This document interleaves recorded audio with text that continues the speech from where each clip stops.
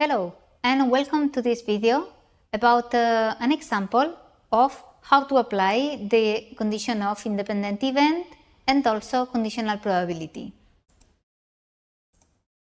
Imagine that we are working in a school and then we carried out a survey about the most frequent brand of laptop for students.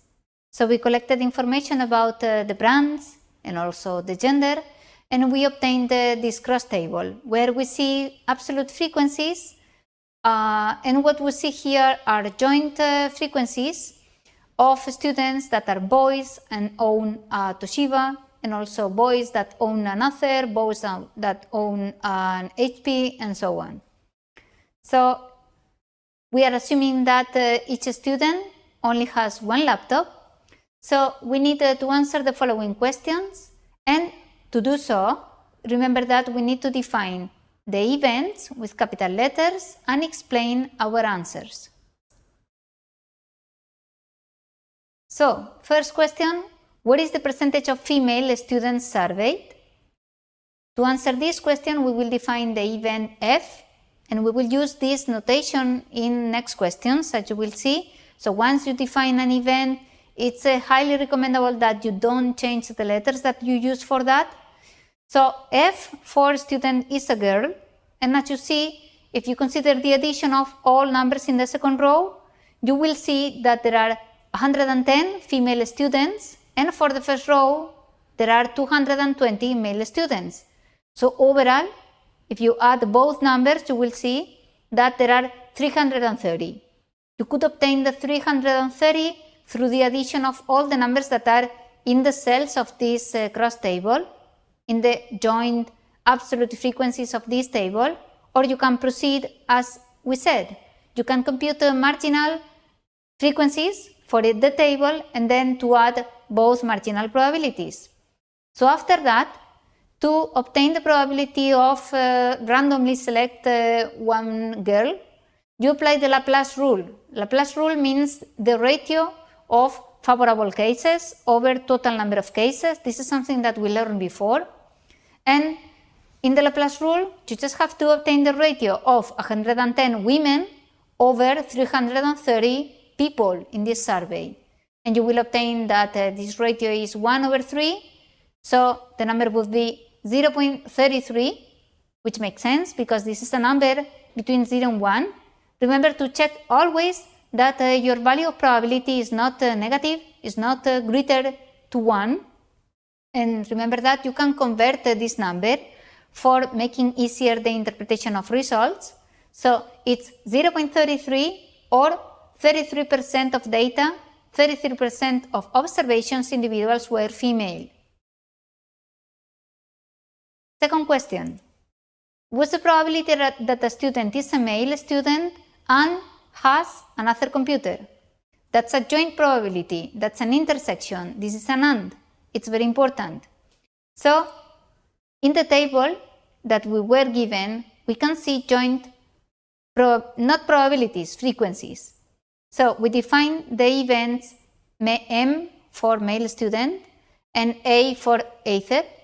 So to obtain the probability to obtain or to select randomly a boy that has an Author, or let's say someone who is boy and also has another computer, you just have to compute the ratio of 80 students that accomplish both conditions at the same time, simultaneously, intersection, 80 students over the total number of students, which is 330, and that will give me the probability 0.242, which is in the end 24.2% of students. So that's how we compute this joint probability, this intersection. Third question, if we know that the computer belongs to a female student, what's the probability that the computer is HP? We will define these two events, event F, event HP. We know that there are 10 female students that have an HP. This 10 means joint frequencies, joint absolute frequencies. But this is not enough to answer to the problem. The question is, if we know that the computer belongs to a female, and this is what's happening first, this is why we write here this F in the second place, the probability of having an HP computer, given that the observation comes from a female student. So this is why we see here P of HP given F. P of HP given F would be 10 over the total number of female students, which is 110. So in the end, that will give me 0.091, which is 9.1% of data. This is an example of conditional probability, and we obtained this conditional probability applying the Laplace rule, because we were able to identify that there were 10 female students who own an HP, and this was, by the way, joint probability. This was intersection, and we are applying here this formula of the intersection over the marginal probability of being female.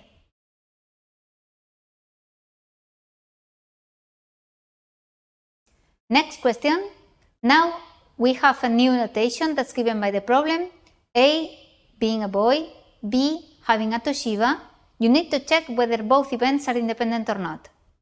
So to do so, we can follow different methods. You know that when events are independent, here in this first section of the solution, you see that probability of A given B should be probability of A.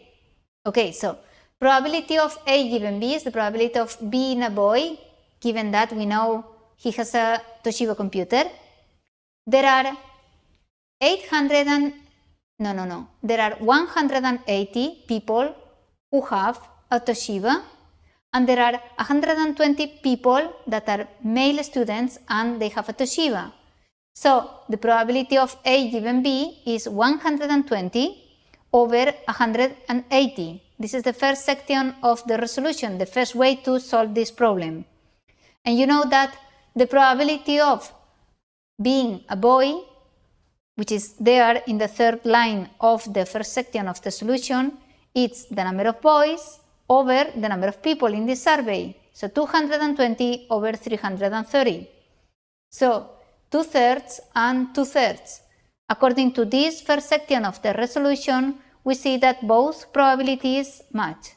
So this is an evidence that both events are independent. Another way to solve this problem that you can try is to check whether the probability of B given A equals the probability of B. That's the second part, the second piece of information that you can see in the slide. So it's the same. The probability of having a Toshiba, it's 180, that's the probability of B, 180 over 330, and the probability of having a Toshiba being that, you know that this is a boy, that's the probability of B given A, would be 120 people that are here in this cell over the total number of boys. So again, I am obtaining the same number in both probabilities. And you could, this is the third way to solve this problem, you could try whether this rule is accomplished or not, that the joint probability of P of A and B equals the product of marginal probabilities. So you can check the numbers to see whether they match, and you will see that the numbers in the left side and in the right side of the information of the equation are the same. And this is another evidence that events are statistically independent. So if you are solving a problem for the evaluation of the course, you don't need to follow 2 or 3 different methods. This is just for the lesson. You will choose the method that matches best with the information that's given in the problem. But this is an interesting problem where you can see how we can solve this problem using different procedures. Last question. Knowing that the computer is not an author, what is the probability that it belongs to a student? That's a bit more complicated. What we need to do is to obtain the probability to be a female, given that it was not an author. There are 180 and 30 cases where students do not have author, and that comes from 880 Toshiba plus 30 HP. You can see how it works. So this is 180 observations that have a Toshiba plus 30 that have HP. And also within these cases, you can obtain the proportion of female that are here, 60, and also 10. So this is how you can apply again the Laplace rule to obtain the ratio of favorable cases over the total number of possible cases. Total number of possible cases does not need to be always 330, the total marginal of the table.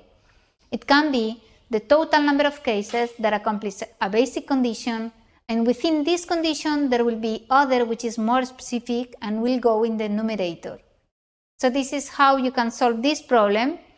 Try to solve it on your own, with your own numbers, with your own procedure, because maybe it makes sense for you to choose and to think about how we are selecting the number and how we are deciding which numbers will be included in the numerator and the denominator. So in the end, we obtain 1/3, 33%, and this would be the response to this question.